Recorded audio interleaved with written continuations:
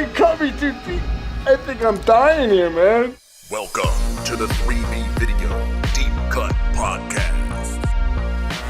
Watch a few movies, take a few notes. It was fun. Aw, yeah, it's that time again for another bi-weekly podcast with your hosts, Rotten Roger DeMarco and... The National Guard, ready to take this fella to a maximum security facility where he'll stay till the day he dies. This is evil, and I will never die. Evil will never die. Oh boy, that's right. Here we are, another 2 weeks down the road, another... Seems longer. Film. Yeah, it really does. Another film further in the franchise. Well, as you know, for the listeners, everything's going as planned. It's another bi-weekly episode, but in real life, we have taken a sabbatical so that we could film many sequences in our very own slasher film, Tapehead, The Return of Jacob Cobb. And, you know, you went through a sickness. Oh, wow. Just rough couple of weeks for all of us involved, and that's why we bank ahead so we don't do anything right now. And so now we finally are at a spot where we can get to the next entry in this franchise. And you know what? We might have had more time preparing for this podcast than they did making this movie, because it seems like... Shush. They spent a year to get this, or 6 months, okay, 3 months. Yeah. 3 months. All right, they beat us by 30 days. They had a solid 2 weeks of planning. And this movie, in my opinion, suffers a little bit from it. And, you know, we'll get into that in this hour. But, Evil, you want to give the good folks out there in internet land a brief plot synopsis so we can start talking about the no plot synopsis. Burying the lead a little bit. All right, yeah, we're talking Halloween 5. This is where Michael Myers goes full country, and it takes place 1 year after our previous film, almost to the day, where Michael's going to resume his killing streak, trying to just murderize this little girl. But we have crazed Dr. Loomis ready to stop him and suffer a heart attack, a stroke, I'm not sure, or just a pass out, I don't know. And we get a director and film writers who made up a story, and they're like, it's up to the next guy to figure out what the hell where this story's going. Not our problem. Where's our paycheck? See you later. That's a Halloween 6 problem. Fuck y'all. Boy, yes. Boy, howdy.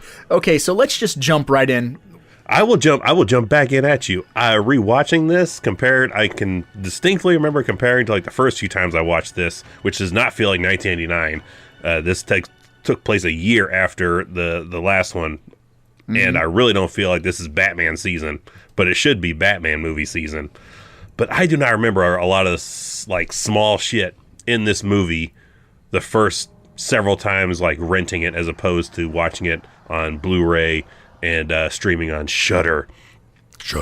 Like, I remember the Man in Black. I do not remember any of the tattoo being shown at all. Really? No, yeah, this is the beginning of it. I don't remember that at all watching it initially. Nor do I remember the score to The Cops. Oh, it's so bad. Do not remember that at all. So I got some Mandela effectness to this movie. That's my biggest gripe with The Cops, is because I like them as comedic relief, but I hate that score. Like, if the score had been played straight, fine, you know, which is what basically they did in Halloween 2018. That's sort of an homage to these two cops, but it doesn't have stupid fucking circus music behind it, and it works. Oh, yeah. So, Halloween 2018 saw Halloween 5 was like, we're doing all this. Better. Yeah. So let's start linear. Let's start at the very beginning, which is where my very first gripe happens, because you can tell this is a very nonsensical way to just make something happen. Michael Myers is blown to smithereens, as Evil likes to say. That's one of our 5-cent words we love to throw out every once in a while. You don't get to use smithereens often, so when you get really to... don't. Yeah, it's still fun. Be a kid and have fun with your words. Yeah, smithereens is like a Looney Tunes word. When So at your he's- day job do you get to use smithereens? I've been working at my day job for almost 20 years. Not once have I been able to use smithereens. I signed up for 3B Video. I can do that shit fucking weekly. daily if we want Daily, to. So nightly, and ever so rightly. he's blown to shit and then gets Down a swept mine away. shaft. Swept away by the current, which I love the invention of high definition, so I can see that fishing line just yoinking at his fucking overalls. But, keeping him safe. He's in a little harness or whatever. But so he drifts downstream and collapses at some bird-keeping hermit's shack. Travis Crabtree, I believe. And the bird-keeping hermit keeps him on his bed for a year. A year. No, yeah, okay. Why? Who? I have a harder time believing a homeless man keeps that kind of camp for a solid year. Like, Right, don't they I'm shift like- these guys around every so many months to make the area look a little bit nicer? Like, look, we got him the fuck out. He'll be back in probably 8 months, but he's out for right now. Apparently, this dude also did not hear, like, bombs and the police showing up. Hey, speaking of the police showing up, yeah, Yeah, they're here right now. crazy. I live right by the police station, so I don't hear the score, but I hear them coming through. He's not human. But This guy. we have this homeless man who takes him in for a year, yeah, and doesn't hear bombs going off. Like, they No. literally dynamite this hole that he falls in, and just leaves him there for a year. There's shit in my basement that gets left around for a year. Not a person. Yeah, none of them are human beings. I move my mannequins around more often than this guy does. He would have bed sores. He would be atrophied as fuck because he literally lays there for a year. So here's the thing. Then this homeless man has 365 chances to tell someone. Anybody. I got this dude sleeping on my fucking bed. Doesn't like- change him or nothing. He's still in the same clothes. Doesn't even takes his mask off. At least that. And he goes, well, that's enough. Like, Okay, so he also poops and pees. Like, that's just nature, right? So, like, is he just sitting in a year worth of his own shit? Like, yeah, he's shitting out that dog that he ate in 1978. 10 years later, he's still digesting it. We don't know that he eats anything after his second escape from right. medical care. Just imagine the fucking homeless guy, like, fucking spoon feeding him chicken noodle soup or something. Like, I don't. Then it should be Danny Trejo feeding him baby food, and then he's, I was good to you, Mikey. I was good to you. We'll get to that, but so here we are. We're fucking 8 minutes into this podcast, and we're on our very first gripe, which is, you put the 3B video lenses on, the adult lenses on, and this shit makes zero fucking sense. And then let's move on to my next issue. Like, what, the next scene? Yeah, literally the next scene. So Jamie has a dream of her killing her stepmother, foster mother, and then is woken up, and you're having another one of your dreams. And I've always kind of had an issue with this. Like, is this them retroactively saying she did not kill her mother, but she went catatonic? And Oh yeah, she they're totally backstepping. They're like, she wounded her, but she didn't kill her. Like, definitely another symptom of, like, they're pulling back on shit that the previous movie set up. They're like, I don't know if we could do that. But I thought you were totally going with the, like, medical aspect of, like, she can't breathe. We got to move her to the ER. trach. Give her a trach. Yeah, I was like, I've watched Scrubs. They do that shit pretty much anywhere. They don't have to take you to the ER to set you up with the trach. Hey, and man, of course, maybe 1989 was different. yeah, medicine was more of a superstition than a practice. And then, of course, we have right before they're getting ready to slice this girl's neck open. Who else but Dr. Right. Loomis just lurking around this hospital, waiting for shit to go down, just waiting. Yeah, happenstance. Dr. Loomis literally just waiting in the waiting room until he hears, like, her room number get called for an emergency. I'm sure he's just like Michael. He just is sitting in his home office for the year, and probably around like October 15th, he starts getting his shit ready and packs up and is just waiting in the lobby of this hospital or in his car, just eating pistachio peanuts and like throwing them out the window. Oh, any minute now, Jamie's gonna start freaking the fuck out. It's so ridiculous, so utterly insane. But as a kid, which we talked about when we talked about all the other previous Halloween films, a lot of this stuff you don't question. And as a kid, and you even have a Loomis tattoo, and I'm going to get a Loomis tattoo. Oh, yeah. We love us some Dr. Loomis, but as a kid, you don't question how absolutely inept or fucking Looney Tunes this fella is. And as an adult, you're like, what is happening right now? How is he not behind bars? He should be the one locked up at the end of this movie, not Michael. Mm-hmm. Now, and I also, this is a small elephant in the room, but nonetheless, it's still an elephant in the room. 2 weeks ago, we talked about the mask of the Part 4 Michael Myers, and how a lot of people have an issue with that, and you and I don't, really.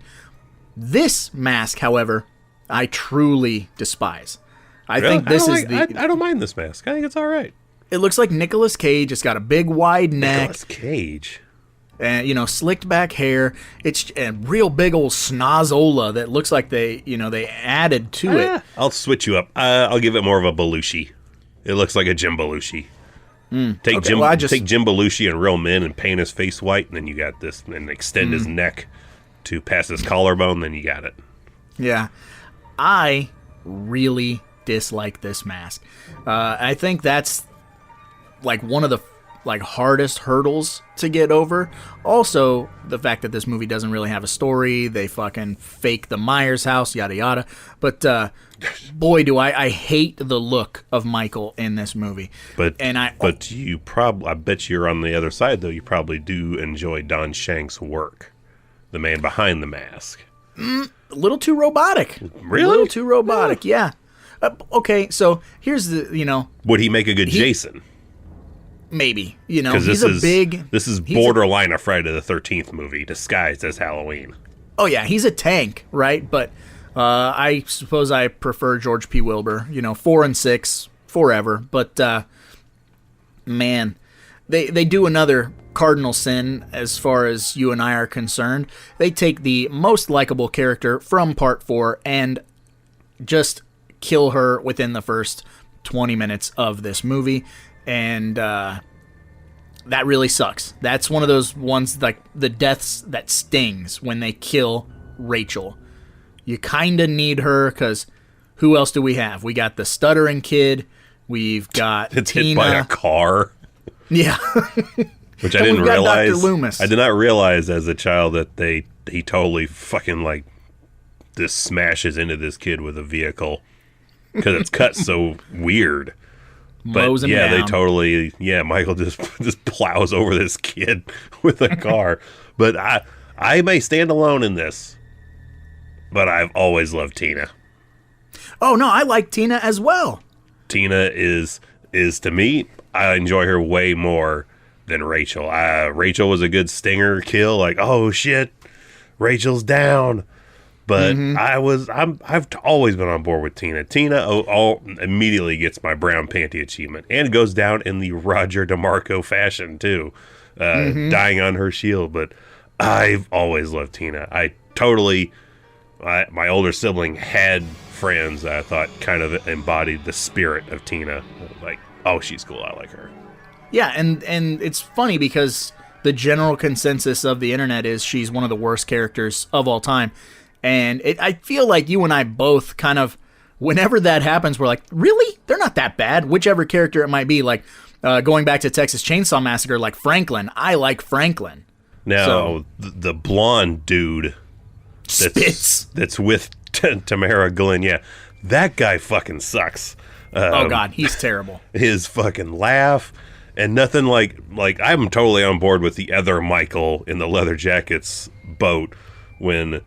Spitz. He steals two cases of beer from his local, mom and pop grocery stop. Yeah, the quick stop he's working at. So, 48 beers.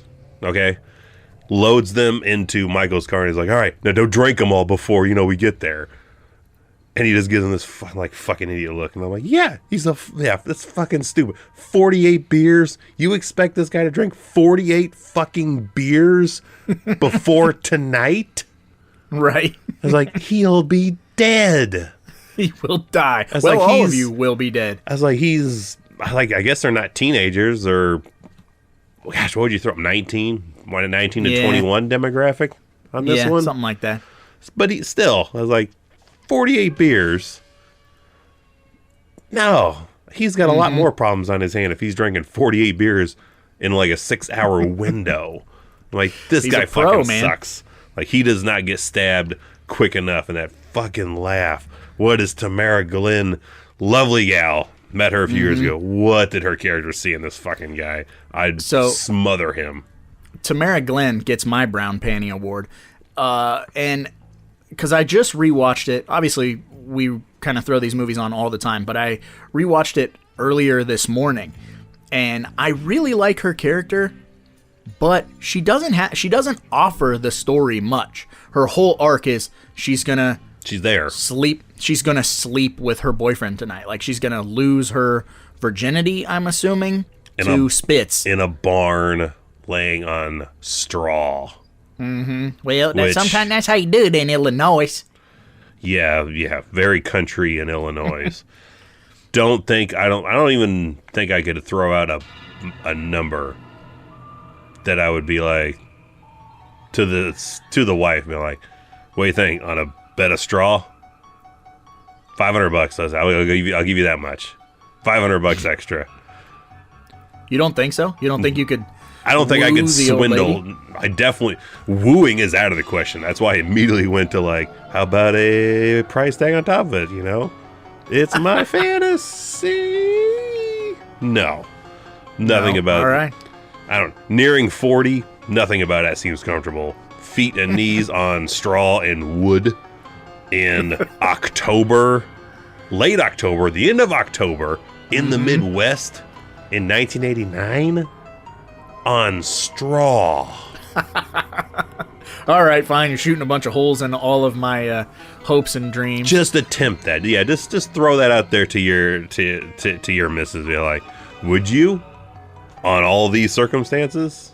I would guarantee Megan would say yes. Well, She's a fiend, son. No, I'm just kidding. well, mine's more on the reality basis of, that's just going to hurt, not be comfortable. I'm just going to be waiting for you to finish. How is it? I'm ready to be done. There's stray cats around in here. I'm probably laying in cat shit, too. You sound like me when I'm watching this movie. I'm ready to be done. I don't mind this movie. We'll get we'll get the ones down the road where we're completely flipped on this. But I don't mind this movie at all. Now, I don't mind it in the aspect of, like, obviously I throw it on a couple of times a year, and I... Begrudgingly, you throw it on. Yeah, well, I enjoy it, but it's just, like, in the... These fucking dogs. There's a dog in this movie. What's the dog's name in this movie? Max the dog. But in the grand scheme of things, when it comes to the execution of this film, I just feel like it's such a lackluster entry in the franchise to where if I'm going to watch any film of the franchise, 9 times out of 10, I skim over this one.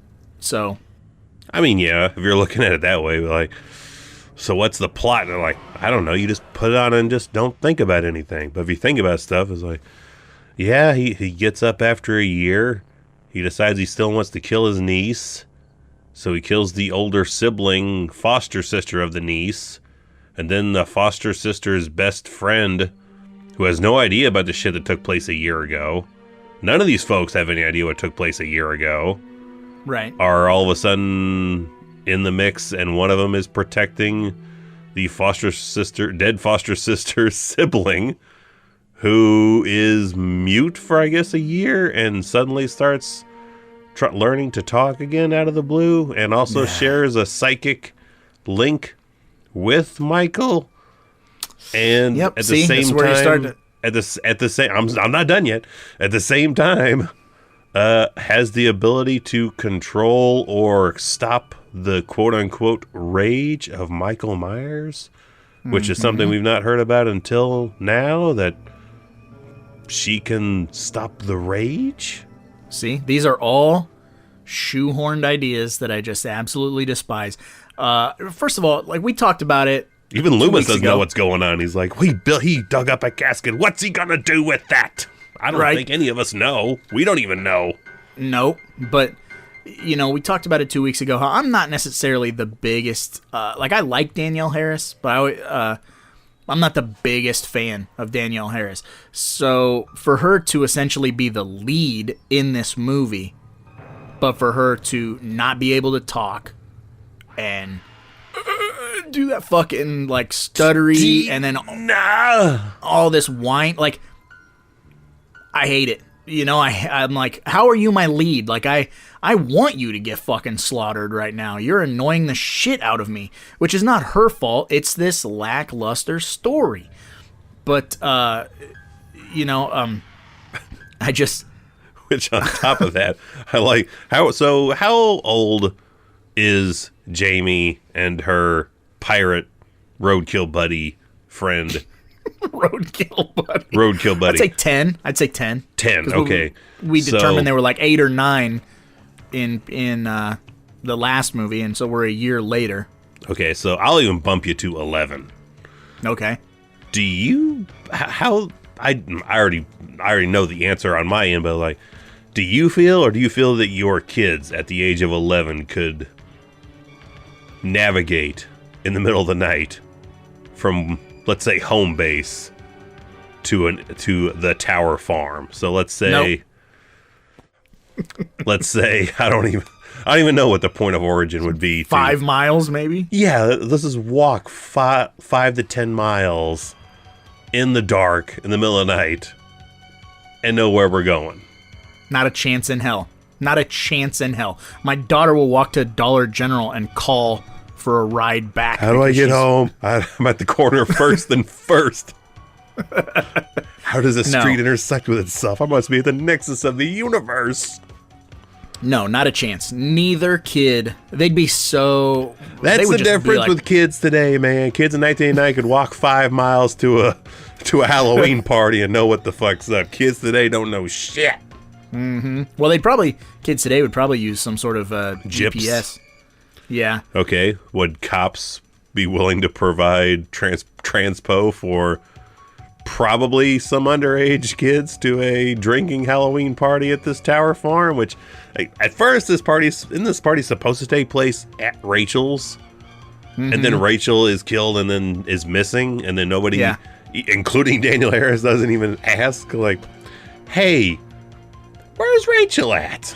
Yeah, no one. So yeah, it's supposed to take place there, and then they abandon that when the two quasi leads, Tamara Glenn and why am I blanking on her name? Tina go there and find that she's not there. But I do want to talk about another one of my favorite horror tropes that we're doing in this Halloween in particular.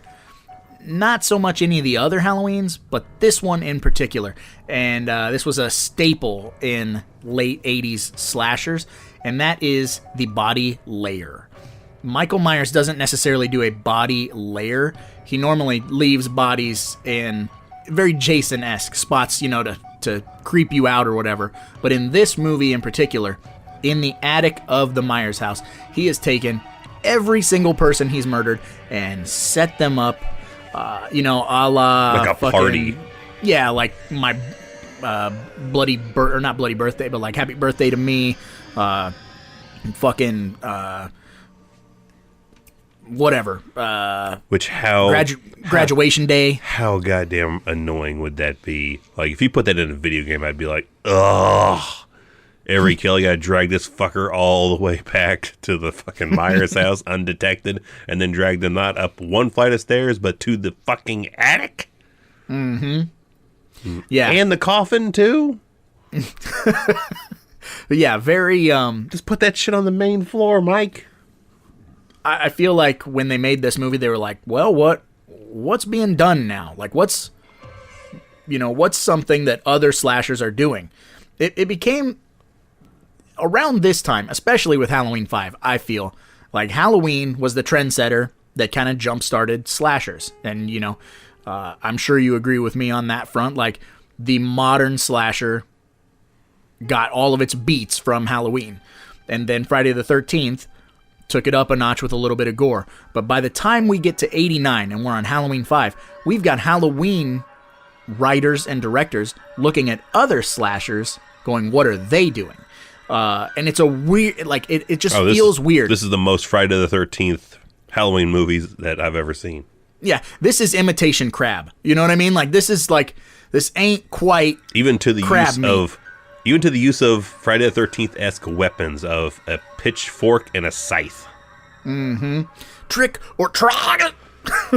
Okay, now that probably will never not be funny. Is that Right. dude is so that other Michael is so anal retentive about his own car that Mike grabs the fucking garden tool from Nightmare on Elm Street and scrapes it down the side of his car, just in his rearview mirror view, so he can just see it as fucking his car up.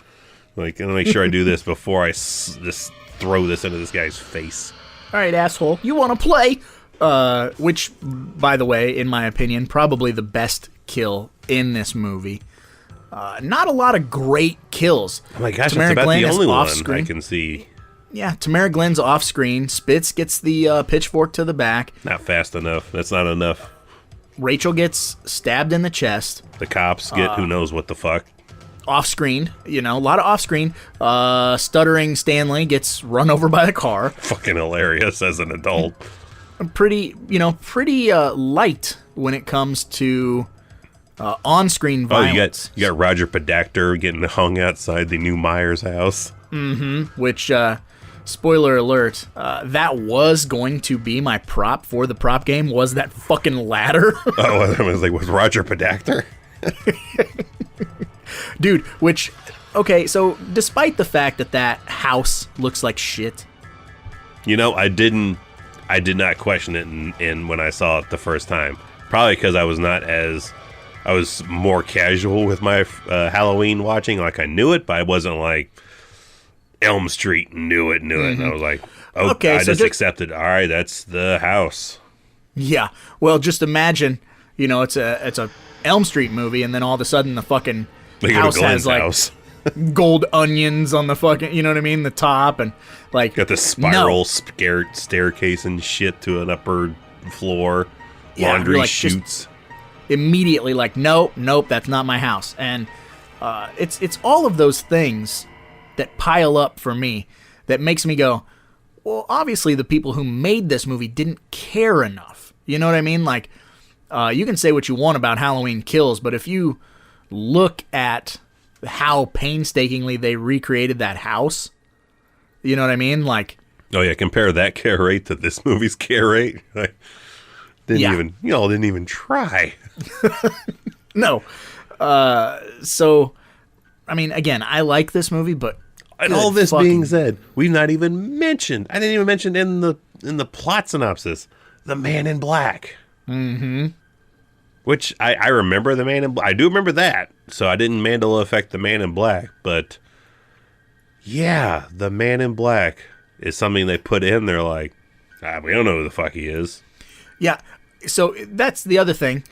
This is a prime example of, and when you watch it, you can really feel it, is the fact that they were literally writing pages as they were going, because this movie has ending-itis, okay? We have the Tower Farm ending. Yeah. We have the Myers house ending, and then we have the police station ending. And they all take like 20 minutes of the movie. Which I did notice watching the last time I did watch it, when Michael is in the woods and Loomis is telling him to go to the house. Yeah. You can totally see him just standing there staring at Loomis. Yeah, oh yeah. Like on the VHS and shit, I was like, he could be anywhere out there. Creepy. But watching the Blu-ray, I'm like, he's right fucking there. Like, Loomis, like shoot him, he's right there. Like, he's looking right at you. Or like, there's maybe 300 feet distance between the two of them. Like, he's just standing there staring at him. Like, he's right there. This is not like Leatherface Part 3 where like, oh shit, you can't see him walking towards him. No, he's right fucking there.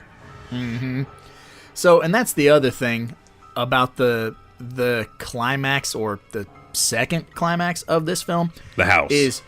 So you've got to assume that once Loomis knew that Michael was after Jamie, that he went to this house. First of all, he had to go to a hardware store and buy this giant fucking chain net. Hang that up on his own, because this is independent from the cops. He did not ask Roger Predactor to help him with this shit. So imagine... Bought a tranquilizer gun. Imagine, like, 65, 70-year-old Loomis hanging up, like, let's say a 400-pound chain net overhead. And I don't know where the fuck you go to the zoo and steal a trank gun. Where the hell do you buy a trank gun? And why a trank gun? Why not just a shotgun? Why not an elephant gun? Why a tranquilizer gun? Why does he think if something with stopping and killing power, if that doesn't work, why does he think, well, this will put him to sleep? Why would that work? He'll barely be able to stand up. That's the idea. Yeah, that's when he was still considering him human. Evil, but human. He's saying he's not human. No, after Part 2, he is, quote unquote, not human. So why does he think that a trank gun will put him to sleep? He's a grizzly bear. But just imagine this. Imagine him with like a ladder and like, getting one corner of the chain tucked up and then moving to the next one and then that one falling down. I can just imagine him like, God damn. And this is all done. In theory, this all has to be done before shit goes south at the Tower Farm. Because from the Tower Farm, they go to the house to where he sets up to where the police are going to set up this entire sting operation that he already pre-knows that as soon as somebody has a vision, they're gonna fuck off, and then he'll show up, and then his plan can take effect. Yeah. Well, and also simultaneous. This is where it's so muddy. I mean, obviously, these movies are muddy, but simultaneous to Loomis hanging up his chain net, Michael had to have been there, bringing in a coffin and all the dead bodies, like. These two motherfuckers are just missing each other. Like, where's the scene of that? Like Loomis dragging in the chain. That should be a scene. It's just Loomis completely oblivious to Michael dragging a casket up the flight of stairs behind him, thumping on every step. Well, he's just like on a ladder overhead, like trying to pin this fucking just like Nancy, like trying to use fucking clothespin hangers and a sledgehammer. Like, hey, I just hang this up here and I can pull it. I got it. Oh God, it's so. And then, so Loomis is completely off of his fucking rocker, and he's been off it for a long time. But he just embraced the insanity by Part 5. And using Jamie as bait, right? As a kid, I'm like, you fucking asshole. Like, I'm thinking he's literally going to give Jamie to Michael. Catch the little girl, Michael. Yeah, catch the little girl. Play the game. Catch the little girl. It's almost time to play the game. It's so ridiculous. And, like, it's always that way. It always pans out that way with... Like you said, there's a supposed Michael sighting, so every cop leaves except for Roger Predactor, and that now you'll come, won't you, Michael? Like, now you come. Just so ridiculous. But I love that other vision, by the way, that we completely blew past. That Jamie has a vision that Tina is in the car with the other Michael, but he's wearing a different mask, and Tina thinks it's her Michael, and they're out because, of course, Michael Myers will drive this bitch to go get cigarettes at a gas station. Rather than just stab the shit out of her. Yeah, because the fuck. And they're outside the gas station, and this is one of the few spots where Jamie can see shit that Michael is seeing. We see it a little bit earlier with the dog, but we get it here again where she can see him looking at the gas station, and there's a fucking painting of a big titty woman with cookies. Which I love. One of the deputies knows exactly where they're talking about big cookie woman, because I'm sure that's I totally flash back to like Super Troopers, like the dude looking like Mac looking at the lips on the billboard, just jerking off. Like, oh, he's used that billboard more than a few times on his quote unquote stakeout nights, trying to catch Dale's speeders. gas station, 5th and Main, or what the fuck ever. Whacked off to that lady 100 times. I know exactly the big cookie woman. While eating cookies and crying. Like, that was one time I was drunk and it was Valentine's Day. a lot of self-loathing going on in the Haddonfield Police Department. Which, that's the other, like... I did like that. I liked bringing back the sheriff. And again, we had Meeker? I liked him. I liked him a lot. He's good. And and twice they've done this now where they brought a sheriff back that has a dead daughter, and they're like, Did you forget what happened last year? Your own No, I daughter rammed with a shotgun in your own house. Yeah, no, Must grass feel isn't like even, a bitch. grass isn't even growing on her grave yet. I didn't forget, motherfucker. She was such a whore. Do you remember? He killed her right in your house and then stuffed her bra under your couch. I don't know where I was going now after the titty talk. because she took that bra off during that scene with Grady and shoved that shit under the couch. Yep. So I like the assumption of like, he felt her up and then put her bra under the couch for you to find later. How does that feel, Mika? Does you feel meek? 2 movies in a row where we get a police station assault, but completely off camera. Fool me once, shame on me. Fool me twice, fuck you. The first movie we get the aftermath of Michael Myers killing everybody. This movie we get the aftermath of us. I'm assuming the Man in Black and Michael Myers. Oh, I didn't expect Michael Myers part of that. I just expected, in my mind, I just picture the Man in Black with a Tommy gun. Oh yeah, he's definitely got a machine gun. But I'm imagining that the budget was stretched so fucking thin and they were shooting so fucking fast that they couldn't afford, just everybody in cop uniforms, lay down, we'll dump some blood on you. That's a big fucking action scene. You're like, we ain't got time for that shit. Mm-hmm. We know that But now. It's like, just fill the room with smoke. Sound effects, we're fine.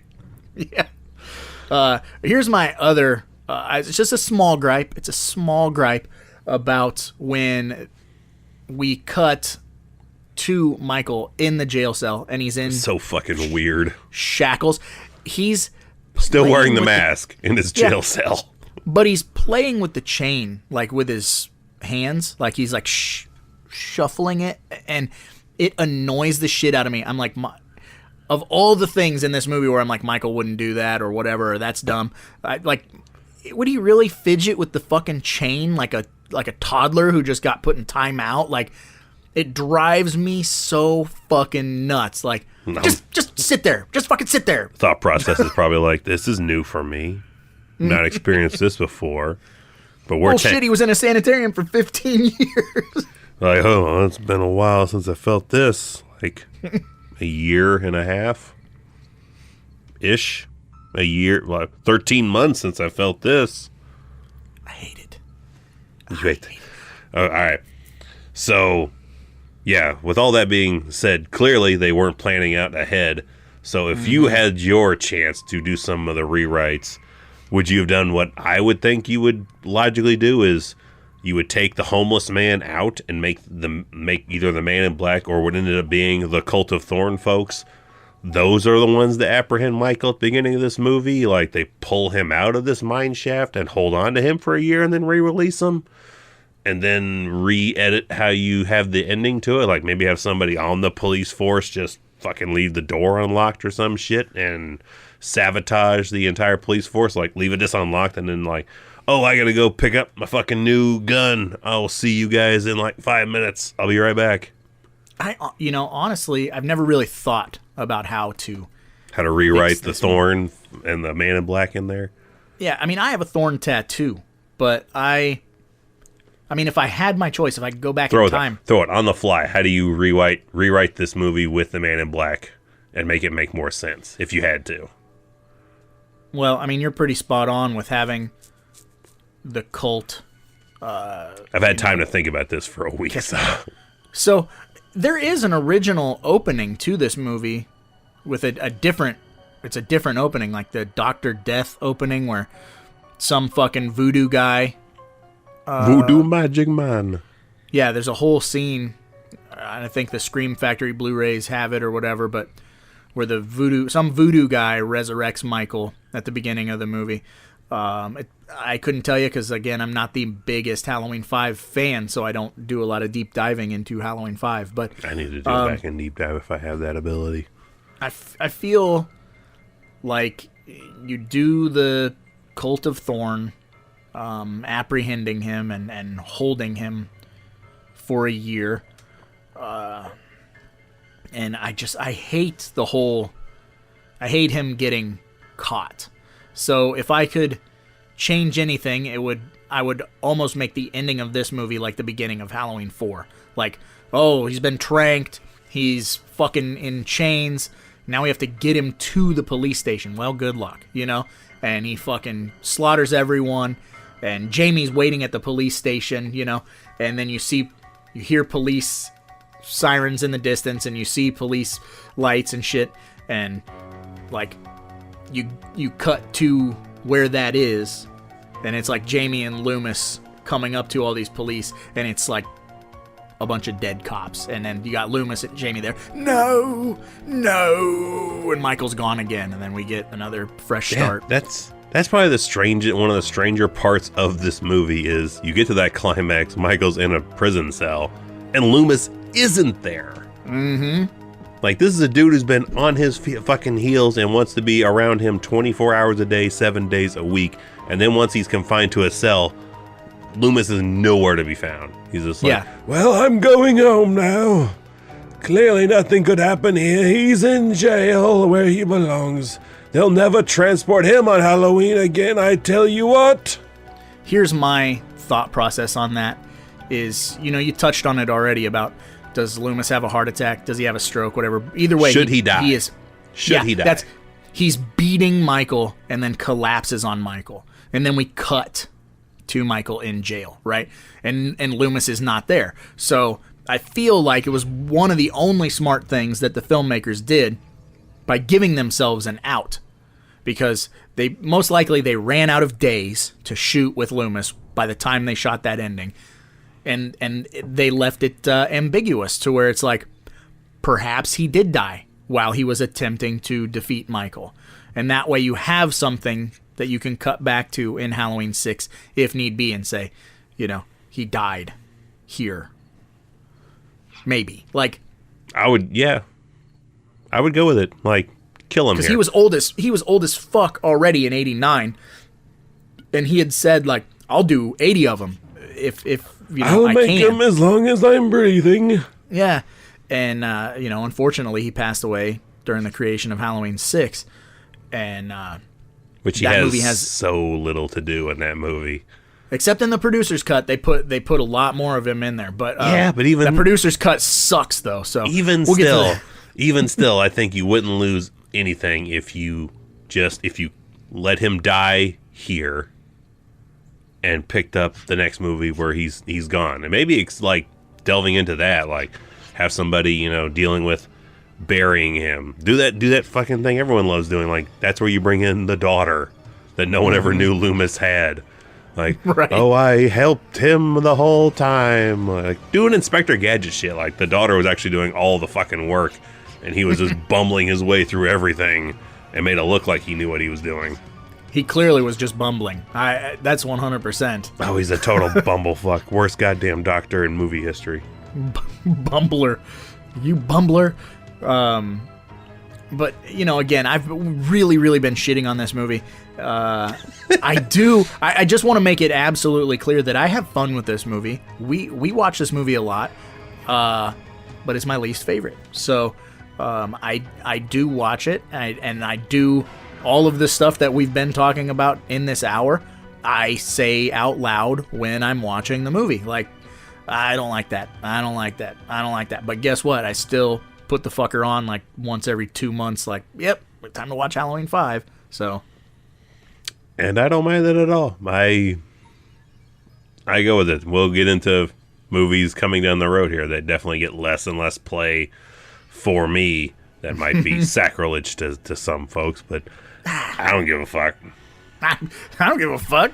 But I also this just came up earlier this morning for me, so I'll talk a little bit about it. I don't know if you've been keeping up with the Halloween Ends stuff. Ooh, because, as of when this drops, we're about a little under a month away from Halloween Ends coming out, so I will keep this discussion brief and spoiler-free as much as I can. But there's some certain plot aspects to the new Halloween that have slightly been revealed, and they did some test screenings and showed some audiences, and audiences were upset and blah blah blah, and I don't like this and I don't like that, and why'd you do this and why'd you do that? Fuck them. So, as a result, we are less than a month away, or right at a month, from the release of Halloween Ends. Are they doing reshoots? 2 weeks of reshoots to change some shit. That's some Nightmare 4 shit right there. Because some test audiences were going, well, I don't like that, I don't like that, and fuck them. And I am firmly, like, my feet are firmly planted in the sand of, you get what you get, and you don't throw a fit. Like, and I used Jason Goes to Hell as my example. When Super we all saw Mario Brothers. Right. Well, yeah, the Super Mario dilemma, or whatever you call it. The Super Mario defense. Yes. So, but, with Jason Goes to Hell, like, we were all fucking pumped to get a Jason movie. And 7 minutes into the movie, he's hopping into other bodies. And we go, well, I didn't expect that. I didn't really want that. But I still got a Jason movie. And it just becomes like, well, these are things I didn't like, but I got a new Jason. And I feel like that's the same. Like, shut up, eat your popcorn, watch your fucking movie. If you think you can do better, then you do better. Go make a goddamn movie, but shut the fuck up. Like, no more fan films for Halloween. Good God. Please, let's stop the fan films. Fuck them. Make something original, which I know can be the other side of the coin, as you could say that for the filmmakers now. Stop making Halloween movies and make something original. But the point of the matter is, they have the rights to Halloween and you don't, and they can do whatever they want, so you can sit down, shut the fuck up, and go home. You get what you fucking deserve. Right? I'm sorry to fucking take that on a little rant, but I just... Meh. That's all right. And if you want spoilers, you're going to have to wait a while, because we will get to them. Because that will be how we wrap up this franchise. Who knows what the hell we'll do next, but it seems like still, even 5 movies in, the end of the road for Halloween seems so far away. It really is. I don't even see the end of the road. Like, we're going to go for another 100 miles before we even get close to the end of this fucking franchise. Yeah. And, sure. I don't even know. But yeah. Evil will never die. It truly will never die. Not until the grosses go down, my friend. Doesn't matter even then. We've been ranting and rambling for a little while. Are you ready to move on to the next segment, or you have anything else you want to bring up? Nah, I think we covered about everything you could possibly think of. So let's just go ahead and jump on into, speaking of, great segue though. Speaking of stuff that people didn't like, let's go to some test audiences for this movie right here, Halloween 5, with the Amazon 1-star reviews.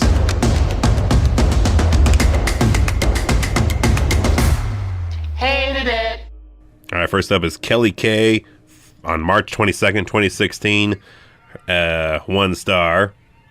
And she does that thing where she starts to write her shit and then realizes she's on the title. And then just starts it all over again. So Gotcha. I will admit I was trying to find the first Halloween to watch with my husband, since he's never seen it. I can't find the original Halloween on any of my apps. I randomly chose this one. And the What shit luck? Jumping into 5. Why do you pick 5? Like, oh, well, let's do 5. The absurdity of the movie right off the bat caused us to turn it off about 2 minutes. Wow. 2 minutes. So he's Jamie floating is still downriver. probably not even been stopped from being intubated yet at that point. That's probably someone just pissed off at the aggressive pumpkin carving credits. That's the recap of part 4. Is the Yeah. first 2 yeah. previously on Halloween. I don't give a fuck. Yeah. I'm done. If I wanted that, I'd watch fucking Halloween 4. I'm watching Halloween 5, and I'm watching Halloween 4 again. Fuck you. I have seen these movies before, and they are absurd, but I really couldn't even watch this one. The fuck. Next up is Kessel Junkie, January 4th, 2017. 1 star, just awful. This movie is terrible in every conceivable way. Dang. Next up is Adam. Kudos for getting the name Adam. October 25th, 2018. So this is right in the Halloween resurgence. 2015? 2018. 2018. 2018. Okay, yeah. My mistake there. 2018. He says, 1 star. How does this have 4 stars? This movie is terrible. I have tried to think of things that would have made this movie worse. It's difficult. Have Rob Zombie directed? Michael could possibly decide to give up murder and take up pottery? That's probably all. Those 2 things? Yeah. I like that he wrote a Halloween 5 review just to kind of segue in a fucking Rob Zombie dig. I'll give the man props for that. Fuck you, Rob Zombie. Sidebar, can't wait for the Munsters. Yeah, you can. All right. Next up is No Name. Oh. October 10th, 2020. 1 star. This one is great. What? Half star for the... all right, you try to pronounce this spelling. STHITAZON.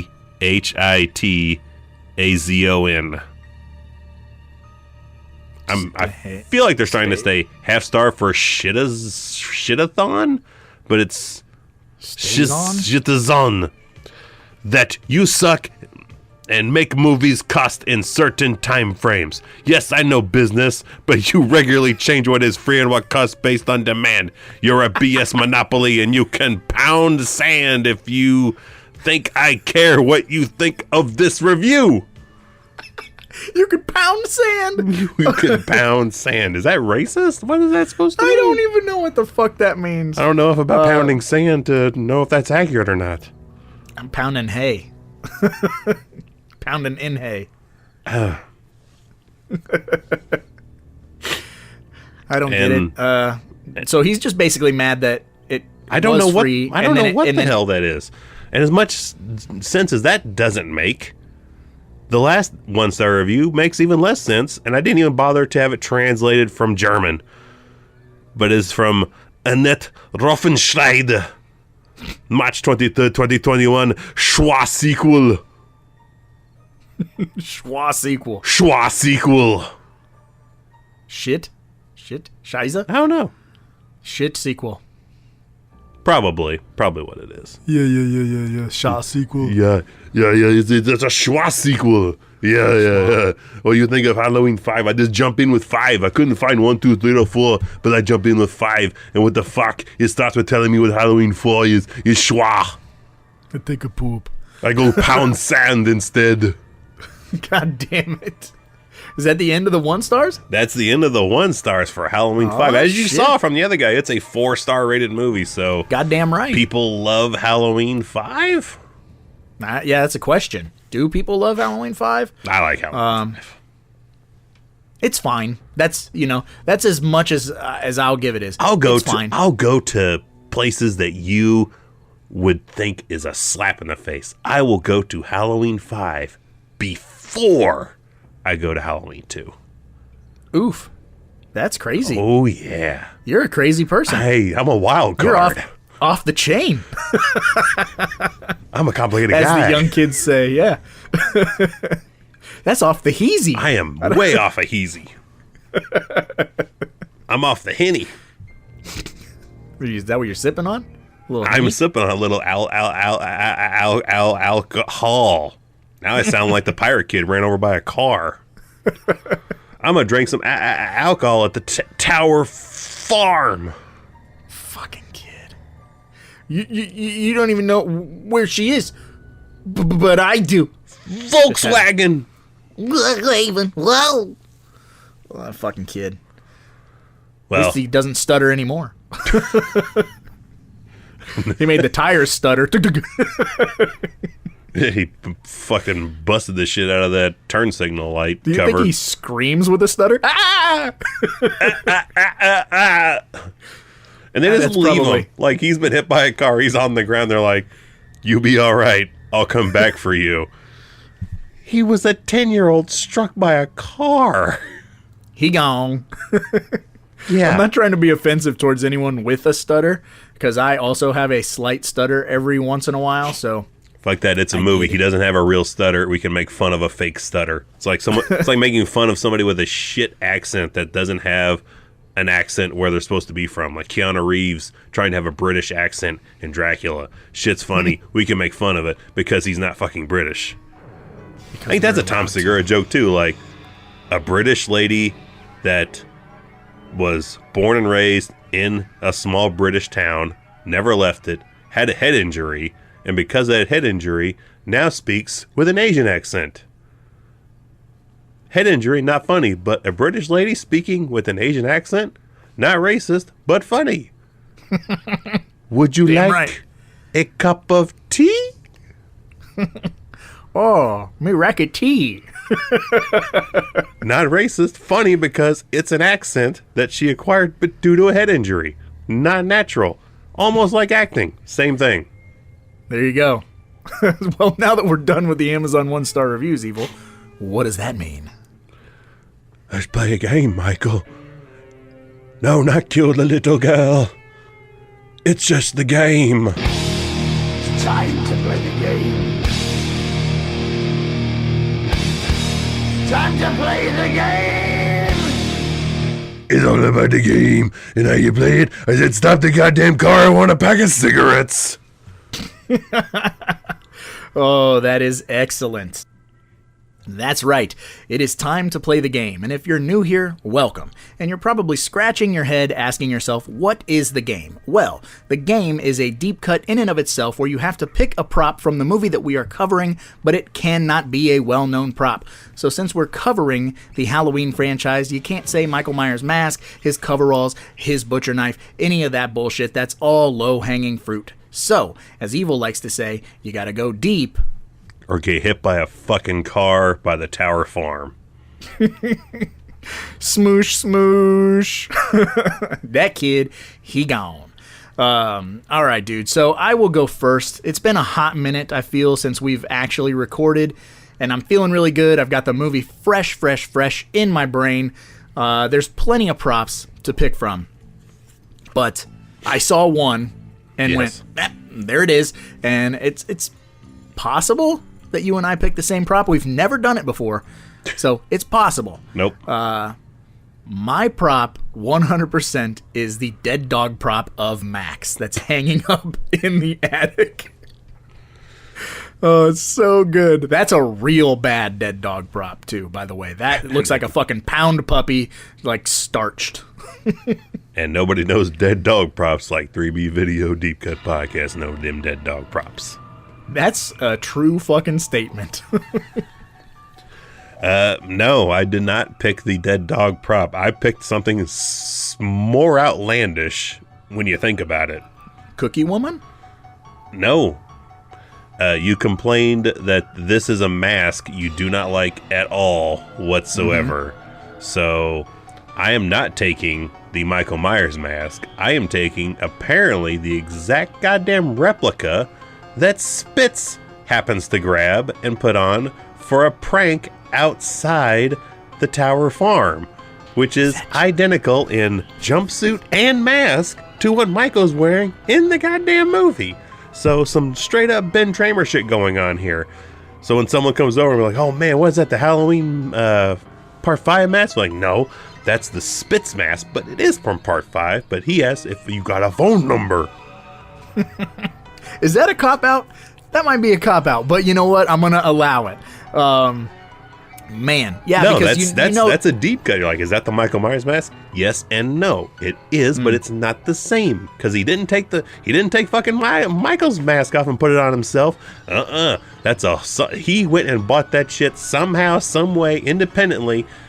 But it's the exact same goddamn mask. He actually did a better job than Ben Tramer did. Ben Tramer's hair is all fucked up. It's a different color. Spitz here got the identical look of the mask and jumpsuit. But it's not the same, because Michael ain't running fucking around without his mask going, where the fuck's my mask? That fucking guy took it from me. You know, in production, they just let him wear Michael's mask. No, they bought a whole nother mask, and they just gave it to him. It's not the same mask. It's not the same log, Mike. It's not the same. That fucking whole deal is another one of my least favorite horror movie things, too. That whole, like, cop out. Yeah, the fake out. It's atrocious, and especially by 89, it was like used a lot. And could you imagine if it was not the cops, if it was Loomis just staking out in front of that place? That kid Spitz would be platooned right there. Just he'd be toast. You would fire 7 out of that 6-shooter, fill his ass full of holes, and you know what? Better movie. Yep, absolutely.